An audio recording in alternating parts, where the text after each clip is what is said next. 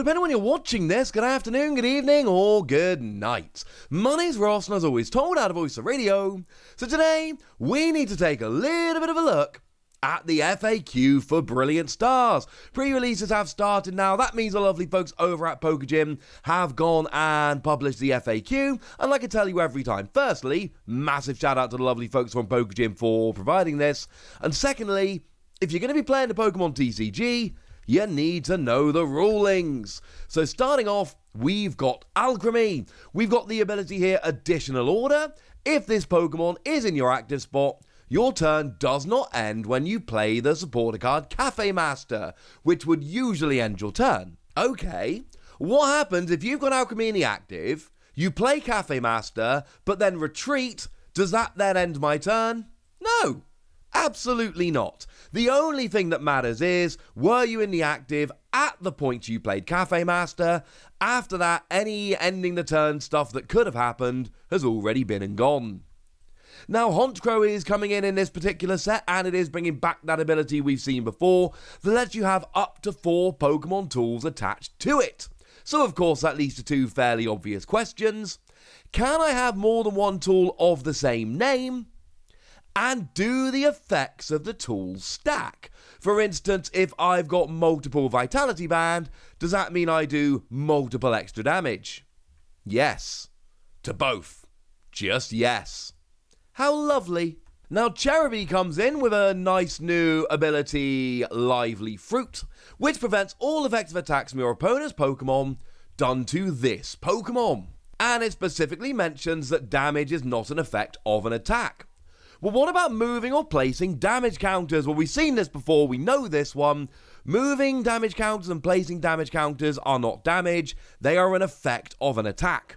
And that means that they absolutely will be prevented here. Damage isn't, but this absolutely is.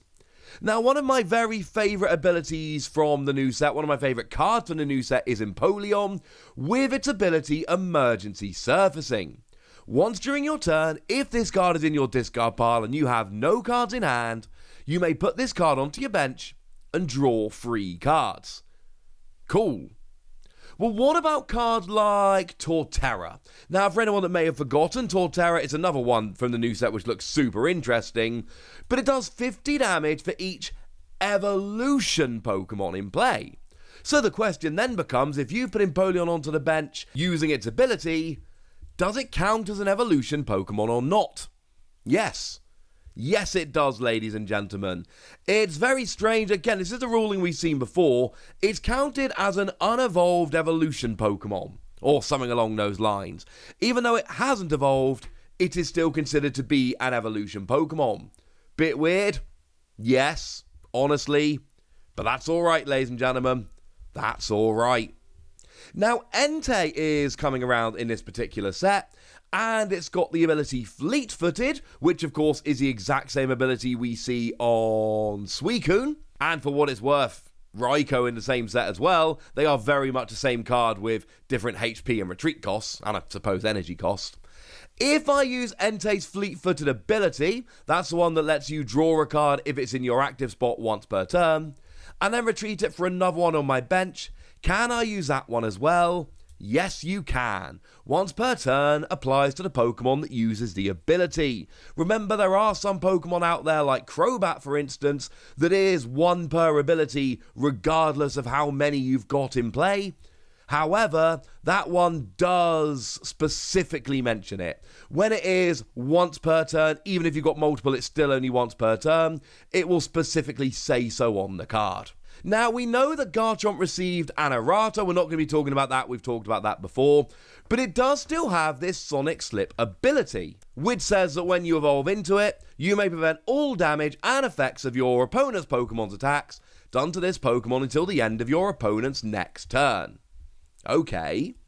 Well, if I use this when I evolve my active Pokemon, which is Garchomp, but then I move to the bench, do I lose it? No. No. This is an effect from an ability, not an attack, so moving to the bench does not remove it. Remember, all those things like this Pokemon can't attack next turn, etc., they are always removed when you go back to the bench, but because this is an effect from an ability, not an attack, it totally stays around. Now, Dustnoir comes back in this particular set, and like Dustnoir tends to do, it comes in with a rather interesting ability, Special Transfer. As often as you like during your turn, you may move a special energy from one of your Pokemon to another of your Pokemon. It's one of them there abilities. Okay, can I use Dustnoir's Special Transfer ability after I attack, but before my turn ends, to move special energy cards off of my active Pokemon? No. When your attack ends, your turn ends. Lovely idea, not going to work.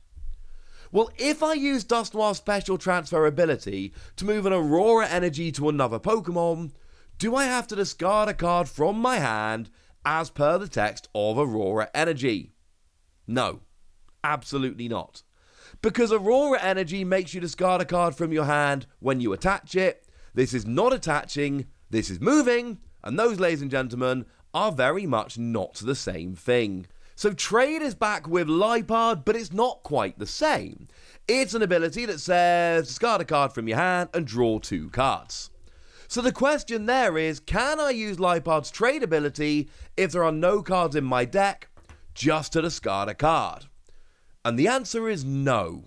Discarding a card from your hand is the cost to use the ability, drawing cards is the effect. And the lovely folks over at Pokegym have made a note here to say it is deliberately worded differently to Zoroark GX's Trade, and it is intentional. It is supposed to work differently. So it is actually a slightly worse ability than Zoroark, because obviously there are plenty of decks out there that play from the discard pile, where it would be an advantage to get a card in the discard pile, like Napoleon that we mentioned earlier, as an example. If Napoleon's the only card in your hand, you could potentially discard it, and then you could just play it, and okay, you wouldn't draw cards, but you'd still have that stage 2 on your bench. That could help.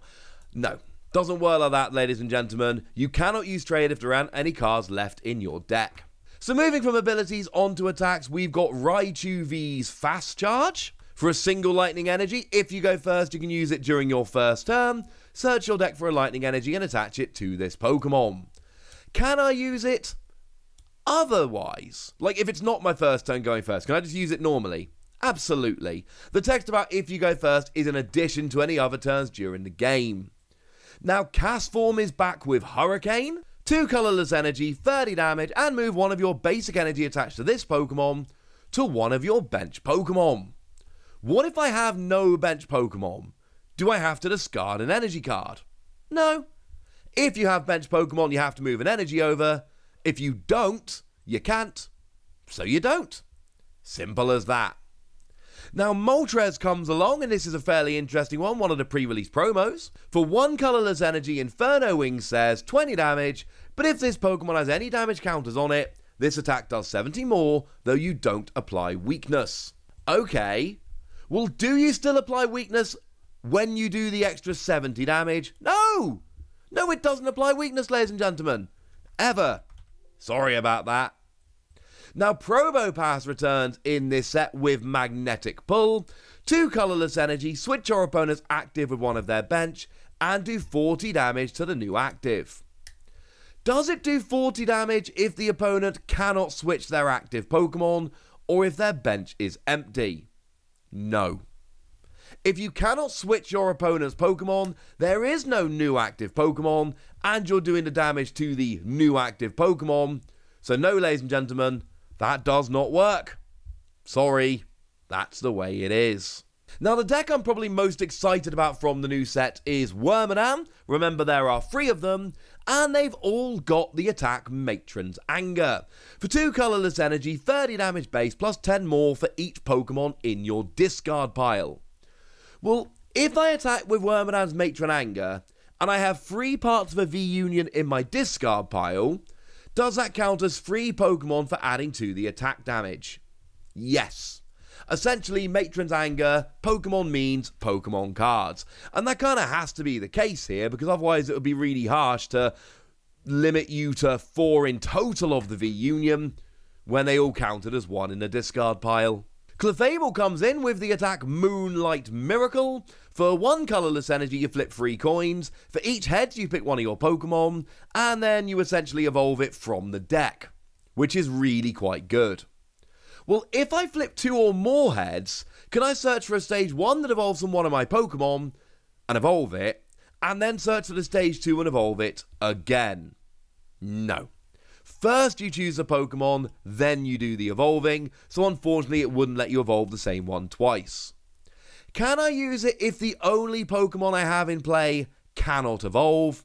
Well, you can use the attack no matter what, but after flipping coins, if you have no Pokemon that can evolve, the attack stops there. You wouldn't get to search your deck, because there's no effect that would allow you to search your deck. Bray Loom returns in Brilliant Stars with the Powdery Uppercut attack. For 1 grass energy to 130 damage, but only if you use Spore Ball, the first attack, on your last turn. Well, what happens if Bray Loom gets sent to the bench and then comes active again? Do you still get to be able to use the attack? Yes. It is a game state check and not an attack effect, so as long as you used it last turn, you'll be absolutely fine. Now, Dracovich V finally makes an appearance in English after being a Japanese promo quite a while back, and it's got a rather nice attack, 2 energy, 1 grass, 1 water, slosh and crash. You deal 60 damage, but you discard any Pokemon tool attached to the defending Pokemon, and if you do, you deal 120 more damage. Okay, but how does that work with Hauntcrow that could have 4 Pokemon tools on? Do I get to discard all of them and then do 120 times however many there were? No. It only does 120 more damage, regardless of whether 1 or more tools are actually attached. And finally, in terms of Pokemon, we have got Spiritomb with its wonderfully named Tickling Terror attack. And this is the one where for 1 colourless energy until the end of your next turn, the defending Pokemon's weakness becomes darkness. Well, if my opponent has no weakness and I use Tickling Terror, will I do extra damage on my next turn due to weakness? Yes. If a Pokemon has no weakness, Tickling Terror will give it a ×2 weakness to darkness. What if I use it against a defending Pokemon and their owner moves it to the bench and then brings it back active? Will the weakness return to normal? Yeah. As we mentioned a moment ago, it is an attack effect, and they are removed when you go to the bench.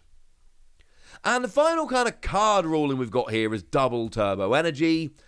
Remember, that's a really lovely new card, whereby it's 2 colourless energy when attached to anyone, but it means your attacks do 20 less damage. Well, if I had 2 Double Turbo Energy, would its attacks be reduced by 40? Yes, because you would apply each of them, and it would reduce by 40. And then a last little note here, which is something, I've told you a billion times already, and we kind of knew this, but just to confirm, V-Star Pokemon do count as Pokemon V. They are a subset of Pokemon V. Happy? Brilliant. And there you go, ladies and gentlemen. That's what you need to know about Brilliant Stars. That's the FAQ. That's all the rulings you need to know. Like I said at the beginning of the video, if you are going to be playing the game, you need to know the rulings. And now you do. So yay! And now it's over to you guys. Tell me what you think about these in the comment section. Tell me if any of these surprised you. Tell me which ones you find interesting. Tell me anything you want to tell me, basically. Go nuts in the comment section, but be nice. And then make sure you like this video, subscribe to this channel, follow me on Twitter at TheWasi, and Twitch for some live action at twitch.tv/PTCG Radio. If you want to support the channel, get some bonus podcasts and all that good stuff, head on over to patreon.com/PTCG Radio, where you can do exactly that. But by far the most important thing, as always, look after yourselves till next time, would ya? Thank you very much for watching. My name's Ross, and you've been watching PTCG Radio.